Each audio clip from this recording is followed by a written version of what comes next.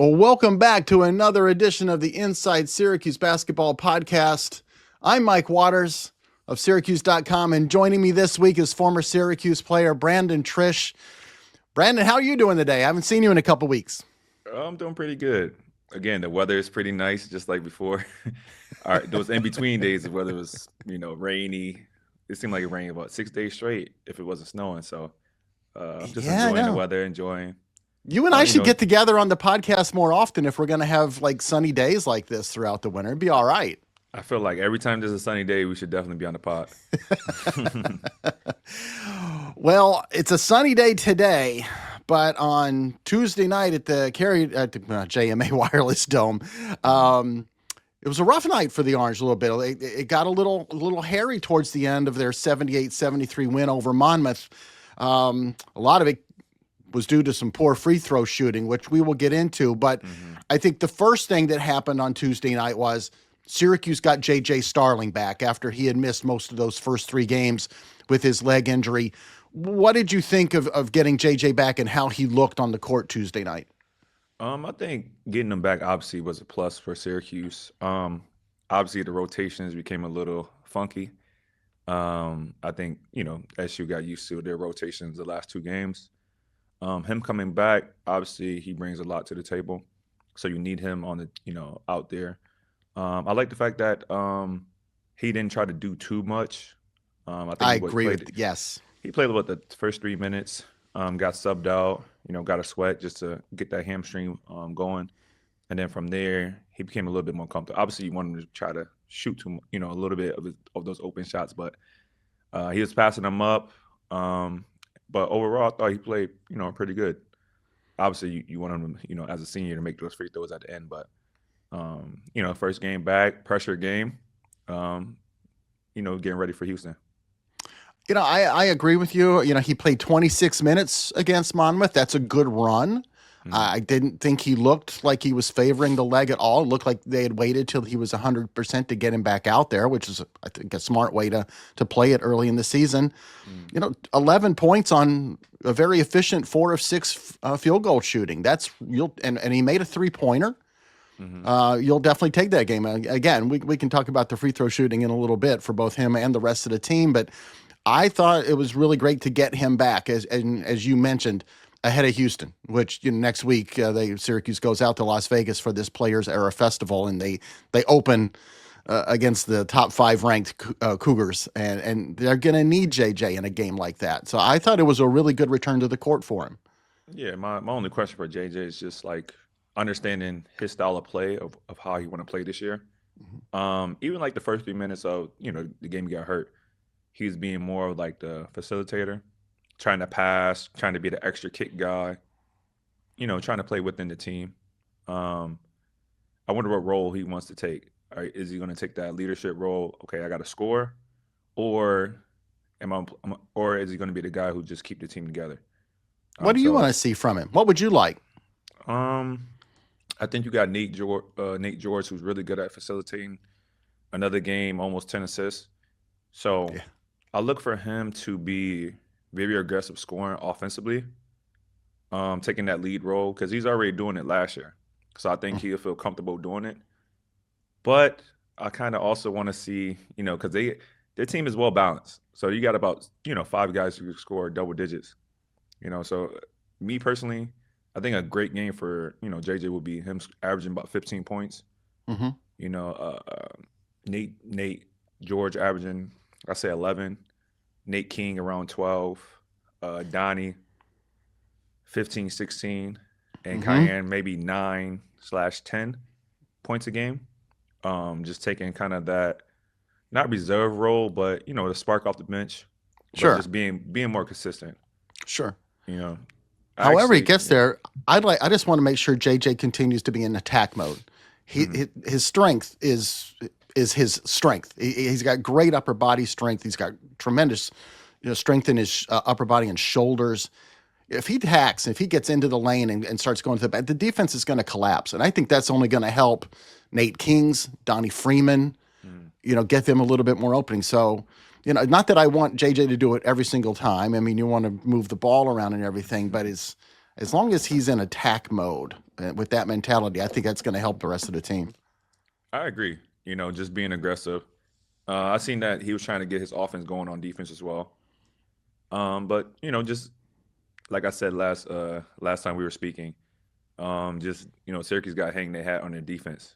They only had 4 steals this game. Not a Against lot. being up 10, they had about 20. So the game probably became a little bit close because he wasn't able to get in transition and score as much. Monmouth did a great job of just keeping them honest. I forget the kid named Ray. He had Justin a great game. Ray. Yeah, little guard. He had an incredible game. So maybe they wasn't in position to, turn them over as far as stealing the ball. But I think this was a great test for Syracuse for sure. Yeah, I didn't think it was going to be that close, to be honest.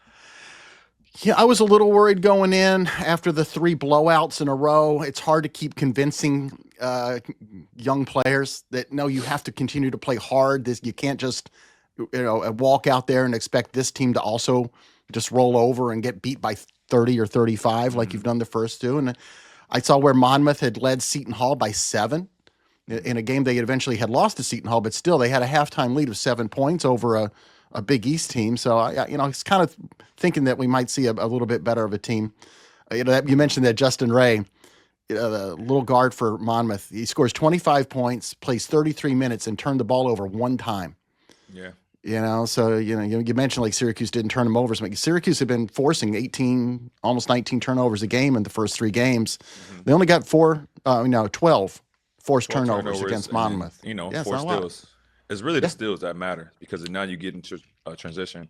Mm-hmm. Syracuse is a great transition team. They got fast athletes. They all can jump. So that's where it's fun to watch. They're going to have those alley-oops and things like that. So, the bigs can run. Yeah. Exactly. The bigs Donnie can and run. Will Kyle and Sadiq White. Exactly. Once White comes in, the energy goes, skyrocket. So I think maybe, Syracuse can probably, when he comes in, add maybe that pressing trap kind of defense because they do have the speed to adjust and, recover. So I kind of hope they kind of get into that, philosophy or method when he comes in because he do bring the energy and he's, incredible on the ball defender. Be honest, how easy would it be to throw a lob to either Sadiq White or William Kyle with their vertical leaps? Yeah, it's all of them, and then you got Donnie Freeman as well. Like who are your favorites to throw lobs to in your Syracuse days? Probably CJ. I probably threw CJ. CJ is probably who I threw the most lobs to. Mm-hmm. I kind of set Chris Joseph up with a lot of just like pass it back and he dunk it kind of plays. Obviously James Sutherland as well. Oh, yeah. Yeah, you couldn't overthrow him. Yeah, so we had some pretty great athletes, and then obviously Jeremy Grant when he came, like he would just his head was on the rim just like all those guys on the current. I thought you might mention your freshman year. You had Wes Johnson. Yeah, but I don't think I threw that many lobs to him. I can't remember. So me personally throwing freshman year. Yeah, I think Scoop would do more of those lobs to Wes. Sure, that makes sense.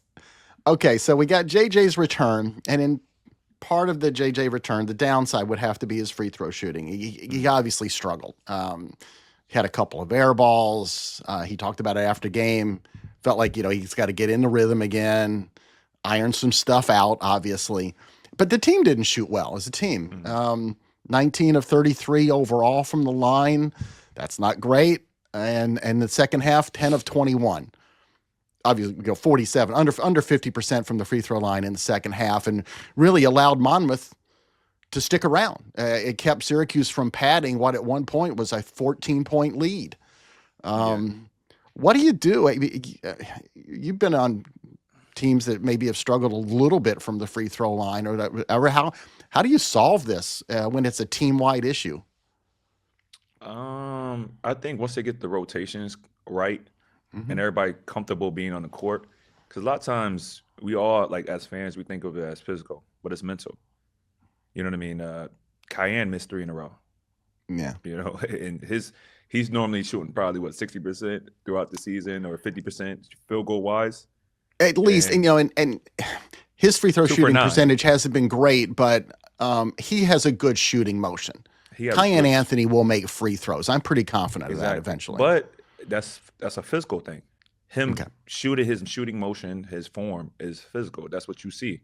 Hmm. But the mental part is him making it. You know, I think he probably was a little bit uncomfortable. With it's a different little. As far as minutes go, it was a little bit different. Him getting subbed in and out was a lot different this game than the past game. So, although he missed three or two free throws one game, Yes. but I think he made a bunch as well. So the percentages wasn't so bad. It's just this game he was 1 for 4. You got him going 1 for 4. You got JJ going 2 for 5. I kind of expect that more of JJ, him coming back. But man, what can you do? You can practice all day your free throws, but can you mentally block everything out and make them? That's the difficult part. They say in baseball, hitting is contagious. Sometimes teams will also go in slumps together. If does that happen in basketball, especially with free throw shooting? Like a guy who's a decent free throw shooter goes to the line after a couple of teammates have missed front ends of one-on-ones, and all of a sudden he's got to get over another mental hurdle himself. Got the missing free throw bug. Yes, the missing free throw bug. Yeah, I think it's added pressure for sure. I think me personally, when I was playing, I had pressure on myself to make those free throws just because I wanted to make them. Huge crowd, right? We have the Dome is like a crazy place for anybody to play.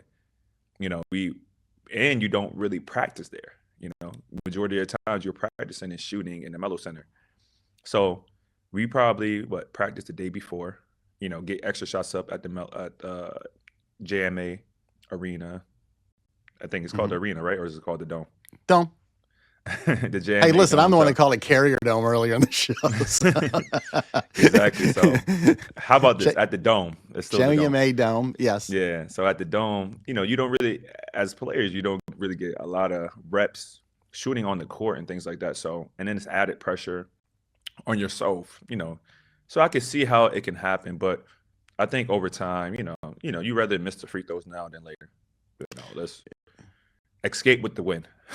And they did. They had to. Yeah. It turned into an escape. It should have been. I know they didn't play great for a large part of the game, but it's at one point there in the second half they had a 14-point lead. From that point on, they should have been fine. It got close. I think one way of, I think this team's not going to be a great free throw shooting team because you got some guys who are not really very good.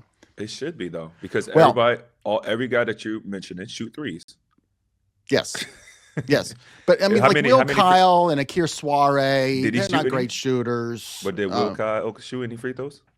He shot a couple. Let me grab my box score here. You caught me unprepared. Yeah, I'm just saying. He was actually 1 for 2, which for Will Kyle, you'll take. Exactly. And they shot 33 free throws. So you got 32 or 31 other free throws was shot by somebody else.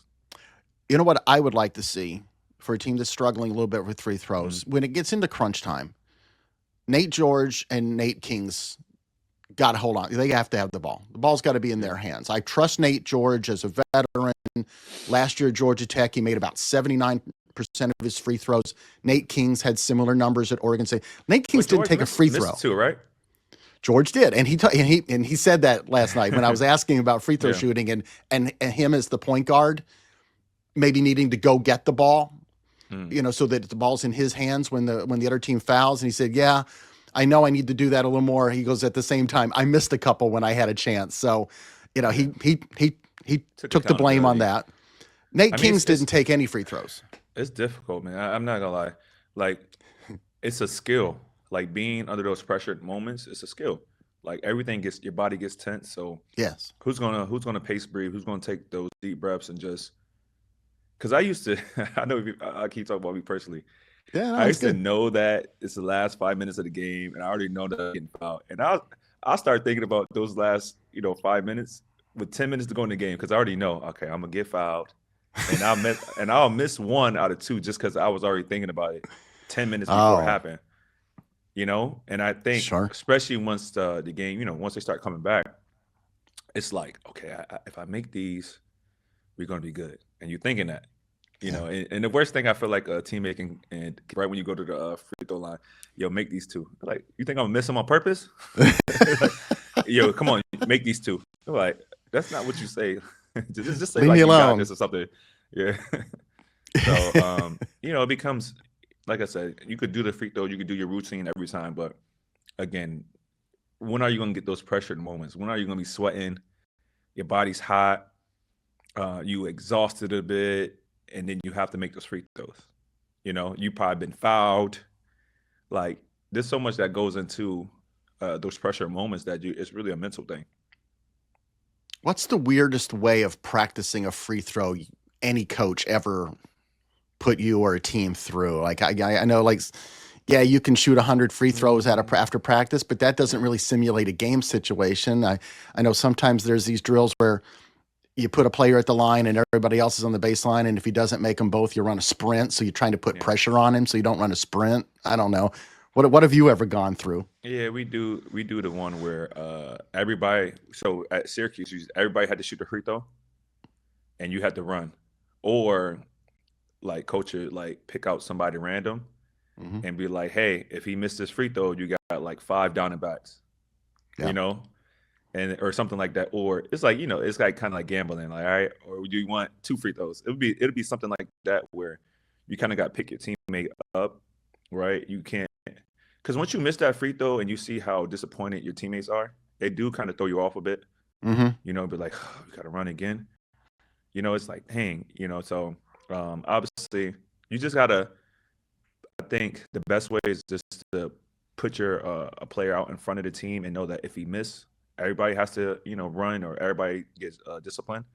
Then I think Yeah. that's the only pressure way because now you feel like the team is needs you. Mm. Gotcha. Um, okay, so let's move away from free throws. We'll see if Syracuse can iron out those issues as the season moves along. Coming up is the trip out to Vegas. Players era. They got Houston, then they got Kansas, and then they'll play a third game against a to be determined opponent. But this tournament's field is stacked. Other ranked teams out there are like Alabama, Tennessee, Iowa State, Gonzaga is out there. So who knows who Michigan is out there. Auburn and St. John's are out there. So who knows who they'll run and they into. and they have a possibility of playing any of those Could teams. be anybody. Other teams are Yeah. Maryland, So, Rutgers, but for UNLV. sure they're playing Houston and Kansas. Yes. Okay. Is after playing these 4 teams that, in the Ken Palms and net rankings are outside the top 200, in Monmouth, Drexel, Delaware State, and Binghamton. Is Yeah. Syracuse ready for this step up in competition beginning next Monday in Vegas? If you would, if I would not have seen the Monmouth game, I would have said yes. But now that I see now that I've seen the Monmouth game, now I'm like a little bit more skeptical Mm, because I had like from watching them play the defense, I was like, yeah, we back, And sure. then when I seen this game, if like that's why I kind of preference, they need to get steals. Yeah. If they get steals, they become a totally different team. Now, if it's a half court game, now that's when it's like, who do you go to? Right? Yeah. Like who's gonna shoot and then what rhythm will it be? I think also because Red's still trying to figure out the rotations, that kind of threw the game off because he was still working with the rotations and not really trying to, obviously you believe you're gonna win the game, but he's not playing like it's Houston. Against Houston and Sure. Kansas, he's not gonna just be throwing players out there if they don't deserve it. So like how many players do you like my thing is with the rotations, how many players do you play? Do you play 7 with a possible 8? Yeah. Right? You got Kyle, and then was Soares. Yeah. What's his Akir first name? Soare. Yeah. I Yeah. love So Akir. Yeah. yeah. So with Akir, it's like Kyle's gonna play 25, maybe 30 minutes. You want him to play, and then he comes in with a backup. Then you got Cayenne coming off the bench, and then you got Sadiq White. So that's probably 8. Those 8. Everybody else, Yeah. Right. you want to stick to those rotations because I feel like, especially just as a basketball player, right? Just from me thinking about when I played, whether it's I've been on teams where I was the guy, I've been on teams where I was a role player. There's different rhythms that goes into that. You can't just, hey, I'm starting one day, hey, I'm coming off the bench and be the same player. Like a lot of fans think that's easy to do. Hey, you took 8 shots, you took 9 shots. Well, when I was starting, those 9 shots look different than these 9 shots. You know, now I'm looking at the clock like, okay, I've been in the game 2 minutes. I got maybe 3 more minutes before I do something, before I come out. Yeah. There's a different type of pressure that comes in. So that's why, you might see players who, if they're starting, they're a different player than when they come off the bench because of the rhythm and confidence. That's interesting you mentioned, because one thing that I think will help a young Cayenne Anthony at this, if he's coming off the bench, it was only 2 years ago when he was a junior in high school at Long Island Lutheran on a stacked team. Mm. He came off the bench. He didn't start every game as a junior in high school. This kid who is a top 50 recruit and the son of Carmelo, all that stuff that comes along with it. Strangely enough, he was on a high school team that was so good. I mean, VJ Edgecombe was on that team. Yeah. He's used to that role that you were just talking about. It can be different, but I think he can do just fine in that role. He knows how to watch the game and then come in and impact it. I think he can do well if it's a consistent role. Mm-hmm. So, like, let's say if this is how he's going to play, like a certain amount of minutes, once after like maybe 2 or 3 games, he'll be able to do it. But I think when it's up and down, that's like that roller coaster of minutes and subs and stuff like that. I think as a player, that's tough. There's like literally, I don't know too many players who can literally, you could throw them out there any time of the game. They could sit on the bench for 2 hours and then for 5 minutes they come and make a shot. Like those are special talent, like a 6-man, like Jamal Crawford, those guys, Mm-hmm. Lou Will. The game is already going on, everybody's warmed up, and then right when you get in, you're ready to go. Like that's a skill. I'm a generation older than you, maybe a generation and a half. And from my era, it was Vinnie Johnson, Vinnie the Microwave Johnson. Yeah, of the Detroit Pistons. Mm-hmm. That guy could roll out of bed at 3:30 in the morning and someone say, go in. And he would hit his first 2 shots and impact the game. Mm-hmm. Vinnie Johnson was great. Yeah, he was. So to me, I think it's just particular minutes. I think that's why, like, once conference play happens, once these games happen, the rotation is going to be, solidified. I think those conversations you have with your team, like, hey, like, this is the roles I want for each player. Mm-hmm. This is what I expect of you. Like Donnie, I expect 16. JJ, I expect 15. Nate, I expect you to get 8+ assists, 10 points, 11 points. I don't expect you to shoot 20 times. Get everybody involved. Cayenne, I expect you to come off the bench and get us 10. That's so now each player knows what a good game or great game is going to be. A lot of times when you're playing in these like situations, you're building your self-esteem. So for Cayenne, for 2 years, he was maybe on the bench his junior year. He built so much confidence, right, from his junior year to senior year in high school. Now coming as a freshman, his confidence is super high because one, he don't know anything better. He don't know anything else. He's like, well, freshman, college, all right, this is cool. This is going to be easy. Mm-hmm. Like you can tell yourself that. Now when you start playing and it start working out, oh yeah, this is definitely easy. I'm confident. Cool. Now, like I wonder how he's going to play after a game he had, last game against Monmouth where he didn't necessarily do everything he wanted to do. So now you're playing against Houston. Yeah. You're playing against better athletes, taller athletes. And a team that just gets after you on defense. Right. So they're not necessarily better athletes than Syracuse. We got some of the top athletes in the nation. I can see that. But the people that's guarding him is going to be similar size, maybe quicker and things like that. So and 3 or 4 years older. 3 or 4 years older, possibly, like you said, more experience. And he's not at the top of his rhythm. Maybe. I don't know what's his rhythm could be. I don't know if he's a better starter than a guy coming off the bench. But now it's a confidence thing. Because last game you missed 3 free throws. Last game you didn't shoot as good. So now there's extra pressure on yourself. I just, I hope, he does well. I'm sure he got, the good thing he has 3 or 4 days to kind of like, and they all got 3 or 4 days to shoot free throws. Kind of like iron out some things. This is great. I'm sure this game was a great film session for Red. So, Oh, um, yeah, man, it's the only good. I think their schedule was perfect. You know, You know, you you were talking about rotations there and stuff. How much will Red have to be cognizant, though, of not just playing Houston? They're playing 3 games in 3 days or maybe 3 games in 4 days. And if he really shortens the rotation up a lot, like only 7 guys on Monday, will they be ready to go against Kansas on Tuesday? Well, here's the thing, man.